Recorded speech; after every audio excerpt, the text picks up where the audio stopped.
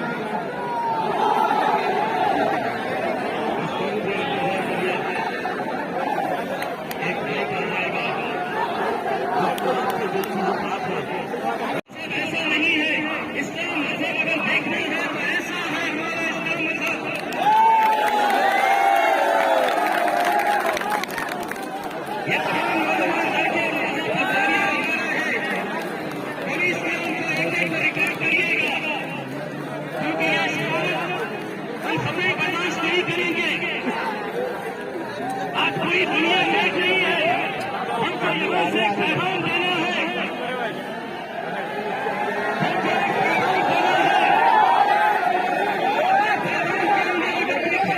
करने की कोशिश कर रहा है कि हमारे तमाम की जिम्मेदारी बनती है। आज हम यहाँ से क्या संदेश देकर जाना चाहते हैं?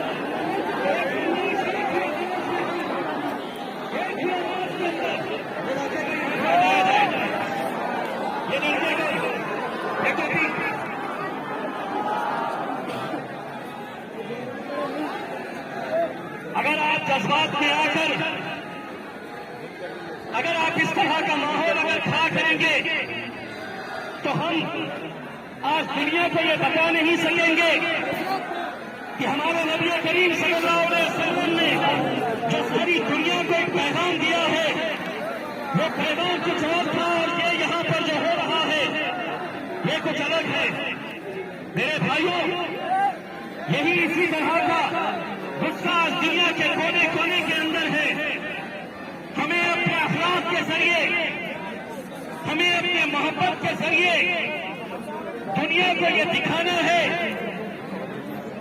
कि आज पूरी दुनिया के अंदर सबसे ज्यादा, सबसे तेजी के साथ अगर कोई मजहब बढ़ रहा है, अगर इस्लाम दुनिया के कोने कोने के अंदर फैल रहा है तो वो इसलिए फैल रहा है।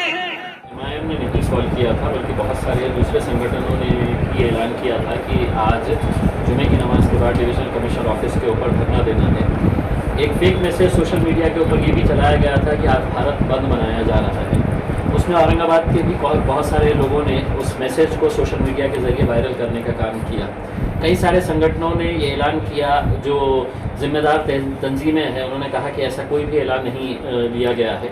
लेकिन कुछ चेयरपर्सनों ने मतलब ये कोशिश की कि एक गलत तरीके के मैसेज को वायरल किया जाए, सर्कुलेट किया जाए।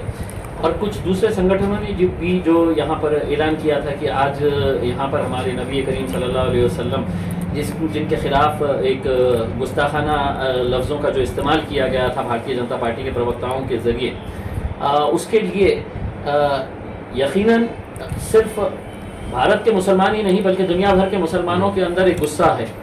और उन्हें गुस्सा इस बात का है कि ये मामला जब हुआ था तो 10 दिन तक सरकार खामोश रही, और जब सरकार खामोश रहती है अपनी ही प्रवक्ता के बयान के ऊपर, तो कहीं ना कहीं वो ये मैसेज देती है कि हम हमारे प्रवक्ता का जो बयान है उसका समर्थन कर रहे हैं। हमारी भी यही राय है। जब दुनिया के दूसरे मुल्कों के अंदर ये बात फैली और जितने अरब मुल्क हैं उन्होंने एहतजाज करना शुरू किया, तब जाकर सरकार हरकत में आई और इन लोग को अपनी पार्टी से निकाला। अब हमारा ये कहना है कि आज इस मुल्क के अंदर छोटी छोटी बातों के ऊपर, छोटी छोटी बहुत ही छोटी बातों के ऊपर है तो गिरफ्तार कर लिया जा रहा है, जेल में भेज दिया जा रहा है, और इतनी बड़ी बात तुम्हारे प्रवक्ताओं के जरिए की जा रही है, सोशल मीडिया के ऊपर जहर उगलने का काम किया जा रहा है, और सरकार अगर खामोश बैठी है तो कहीं ना कहीं एक नाराजगी तो रहेगी। और उसी नाराजगी को दर्ज करने के लिए आज इतनी सारी भीड़ डिविजनल कमिश्नर ऑफिस के सामने इकट्ठा हुई है। मैं ये कहूँगा कि 95% जो लोग थे वो वहाँ पर एक मकसद से आए थे कि हमें अपना एहतजाज दर्ज कराना है। लोकतंत्र के अंदर जो अधिकार हमको दिया गया है, हम शांतिपूर्ण तरीके से आके सरकार तक अपना मैसेज देना चाहते हैं कि हम इस तरह की घटनाओं के खिलाफ सरकार से और सख्त रवैये की उम्मीद रखते हैं करके। 2-5% ऐसे भी लोग थे जो नशा करने वाले, जो जिसे हम बटन प्लेयर कहते हैं, वो भी वहां पर इकट्ठा हो गए थे और जिन्होंने वहां पर हुल्लड़बाजी करने का काम किया था। अब यह है कि सोशल मीडिया के जरिए कई सारे लोगों ने जो गलत प्रचार किया, ये कहा कि आज बंद मनाया जा रहा है। हमने पुलिस कमिश्नर को ये कहा है कि अगर 2-5% लोगों की वजह से अगर पूरे शहर का माहौल खराब होता है तो हम किसी सूरत में ये बर्दाश्त नहीं करेंगे। ये कौन लोग हैं, इनको आइडेंटिफाई करिए, जो भी लोग इसके लिए जिम्मेदार हैं उनके ऊपर कार्रवाई होनी चाहिए, क्योंकि ये शहर की पहचान जो है अब हम अमन के साथ करते हैं। और जिस नबी करीम सल्लल्लाहु अलैहि वसल्लम के लिए हम वहां पर इकट्ठा हुए थे, उन्होंने पूरी दुनिया को, सारे आलम को ये एक पैगाम दिया कि इस्लाम जो है वो अमन का एक मजहब है करके। और आप अगर उन्हीं के बताए हुए रास्ते के ऊपर अपनी जिंदगी गुजार रहे हैं और अपना एहतजाज जो कर रहे हैं, वो अगर वहां पर अगर आप अमन बरकरार नहीं कर रहे हैं तो कहीं ना कहीं आप अपने नबी करीम सल्लल्लाहु अलैहि वसल्लम के बताए हुए रास्तों के खिलाफ जा रहे हैं। तो अल्हम्दुलिल्लाह वहाँ पर पुलिस ने भी बहुत अच्छे तरीके से ताउन किया, बहुत सारे हमारे भी जिम्मेदार थे। मैं खुद, मुझे जैसे ही पता चला कि यहाँ पर बहुत ज़्यादा भीड़ इकट्ठा हो गई, आउट ऑफ कंट्रोल हो गया है, पुलिस कमिश्नर साहब ने मुझे फ़ौरन कहा कि आप अर्जेंट आइए। मेरे पास गाड़ी नहीं थी वहाँ पर, तो मैं बुलेट चलाते हुए वहाँ पर पहुँचा और मैंने भी देखा कि मतलब वहाँ पर जो गुस्सा था, जो रोष था नौजवानों के अंदर, उसको कहीं ना कहीं कंट्रोल करने की ज़रूरत थी और सभी ने मिलकर ये किया है। मैं सिर्फ इसके ज़रिए पूरे मुल्क में जो आज इस तरह के एहतजाज हो रहे हैं, मुझे बताया गया है कि आज महाराष्ट्र में भी कई सारे शहरों के अंदर इस तरह के एहतजाज किए गए हैं। मैं लोगों से यही कहना चाहूँगा कि आपको पूरा इख्तियार है, हमको पूरा अधिकार है, हम संवैधानिक तौर के ऊपर हमारा ये मौलिक अधिकार है कि हम अपना एहतजाज दर्ज कर सकते हैं पीसफुल तरीके से, अमन के ज़रिए। आप पीसफुल प्रोटेस्ट रजिस्टर कर सकते हैं, लेकिन ये ख्याल रखें कि अगर इसके ज़रिए अगर किसी शहर का माहौल ख़राब होता है तो आप अपने मज़हब को बदनाम कर रहे हैं। आप अपने नबी करीम सल्लल्लाहु अलैहि वसल्लम के बारे में जो गैर लोग आज जो गलत तरह की बातें कर रहे हैं, आप कहीं ना कहीं उनका समर्थन कर रहे हैं। तो मेरी तमाम उम्मत मुसलमान से यह अपील है कि आपको पूरा इख्तियार है, आप एहतजाज करें, लेकिन पूरी जिम्मेदारी के साथ, पूरे सोच समझ के साथ, पूरे अमन और शांति के साथ करें। सर, बीजेपी की तरफ से एक बयान आया है कि उन्होंने उनके प्रवक्ता पर कार्रवाई की है, को मुअत्तल किया है, इसलिए आप मुसलमान इनको चाहिए कि इस मामले को भूल जाए या बंद कर दे। क्या कहेंगे इसके पर? देखिए, कल के दिन अगर समझ लीजिएगा कि मैंने अगर किसी जाति, धर्म और मजहब के उनके किसी बड़े गुरु, धर्म गुरु के बारे में अगर कुछ गलत शब्द करता हूँ, तो क्या वो इस बात से संतुष्ट हो जाएंगे कि नहीं साहब, असदुद्दीन अवैसी साहब ने इम्तियाज जलील को पार्टी से निकाल दिया है, अब हम संतुष्ट हो गए हैं?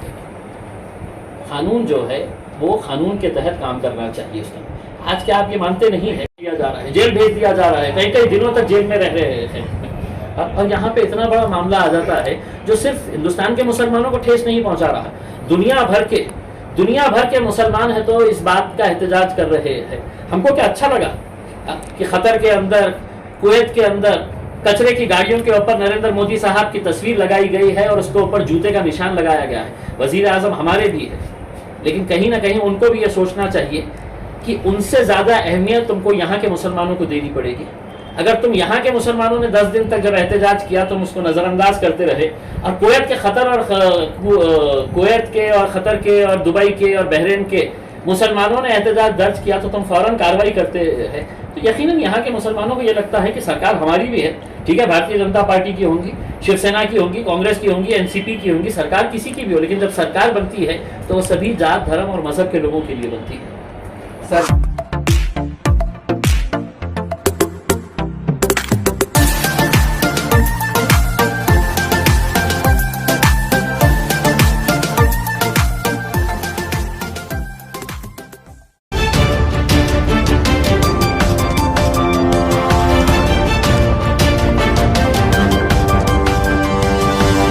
Audio Jungle.